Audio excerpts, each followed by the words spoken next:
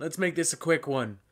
I'm tired as fuck. For the record, not because of this album. I could never be tired listening to Napalm Death. I'm just legitimately, extremely fucking tired. Look, I love you, Chompy, and I know you're super fucking excited to talk about Napalm Death, but you have got to stop biting me and moshing in my bed while I'm trying to sleep. It is aggravating as fuck. You're just lucky you got Anna to defend you, because honestly, if it were up to me right now, you'd be sleeping on the fucking couch tonight. No, I can't say that. That's mean. I'm sorry, buddy. I know. I love you. I'm sorry.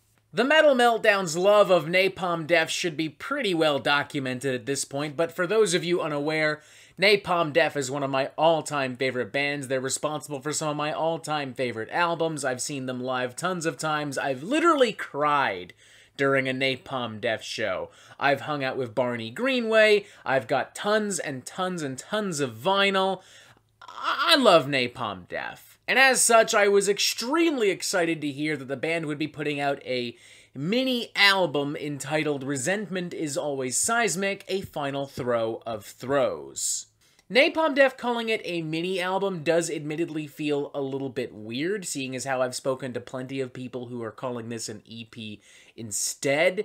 I guess this album is just going to occupy a territory very similar to that of last year's Unexpected Reality from Gatecreeper. But it's also weird because, officially speaking, this is more of a compilation than anything else, collecting a slew of B-sides, covers, and unreleased material left over from the band's previous studio album, Throes of Joy in the Jaws of Defeatism. But c'est la vie, I suppose at the end of the day, none of this really matters so long as the tunes slap. And Resentment Is Always Seismic slaps pretty fucking hard. Harder than a compilation, a collection of B-sides, covers, and unreleased material probably has the fucking right to. Like, let's just get that out of the way right off the fucking bat. In the hands of any other band, this would be dismissed as an utterly soulless cash grab. Something that the band released so they can make a little bit of extra money right before going out on tour. What, in theory, in the hands of another band should have tasted like a semi-pathetic plate of microwaved Chinese takeout, instead tastes like a home-cooked gourmet meal.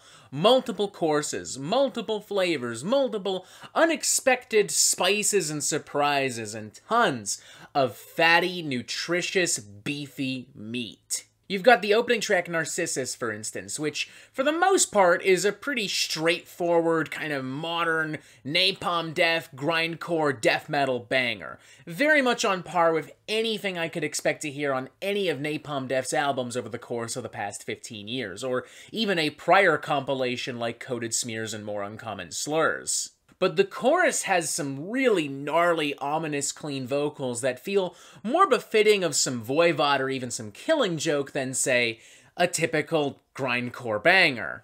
And these cleans do so much to elevate Narcissus to a new level of epic and exciting and powerful. To the point where I genuinely cannot help but wonder as to why this was not included on Throes of Joy in the Jaws of Defeatism, or perhaps just released as a standalone single.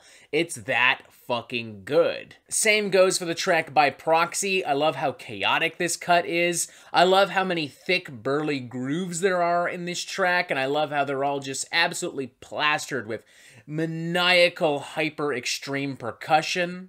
There are some very acidic, high-pitched screams and wails in this track that are agonizing as fuck to listen to the point where I literally want to stop the song and give everyone in the band a fucking glass of water. It's also genuinely really nice to see that this mini album of unused material still feels comfortable going into some weirder and funkier and more unpredictable territory. Tracks like Slaver for a repeat performance and Napalm Death's cover of Bad Brains Don't Need It, for instance, inject this album with some classic hardcore punk and crossover thrash sizzle and spice. There's also the album's official title track, Resentment Is Always Seismic, which introduces some very dark and violent electronic percussion, a lot of industrial and almost doom metal kind of rhythmic patterns that I would normally associate with a band like Author and Punisher. There's also Resentment Always Simmers, which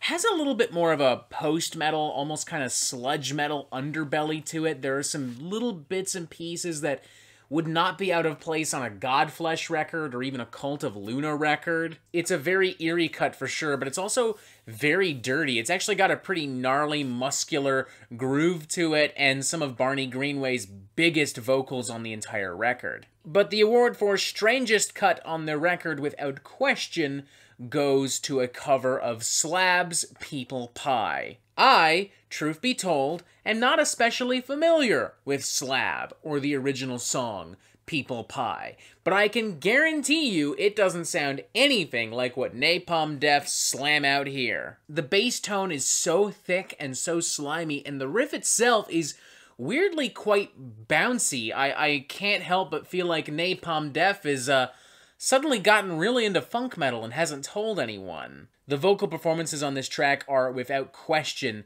the strangest, the most unorthodox, unpredictable I've ever heard on any Napalm Death record ever. There's a lot of demented vocal wailing, there's some spoken word style chanting, it's very ominous, everything is just mixed quite chaotically, it's intentionally somewhat messy in that regard. And there's also like a full-on black gospel soul choir that's consistently, you know, doing their thing. I don't even really know how to describe what's going on with them.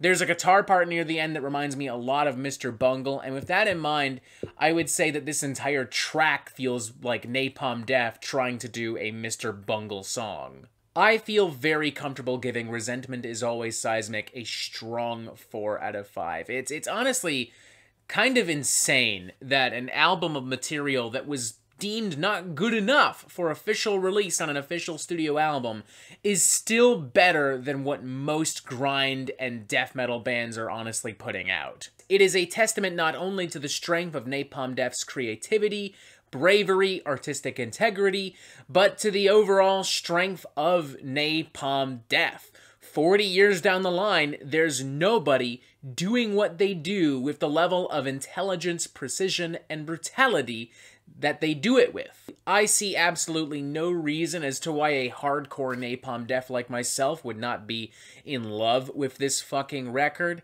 I can picture the more meat and potatoes grind and death fans maybe just being perplexed by this thing, especially by stuff like People Pie and Resentment Is Always Seismic, but you know, you've still got By Proxy, you've still got Narcissus, you know, there's still plenty of like classic grind death extreme metal fucking tunery if that's all you're looking for. Napalm Death made an extravagant 8-course meal out of leftovers at the back of your fucking fridge. What more do you need to know? If that statement doesn't excite the ever-living crap out of you, then I really don't know what to tell you.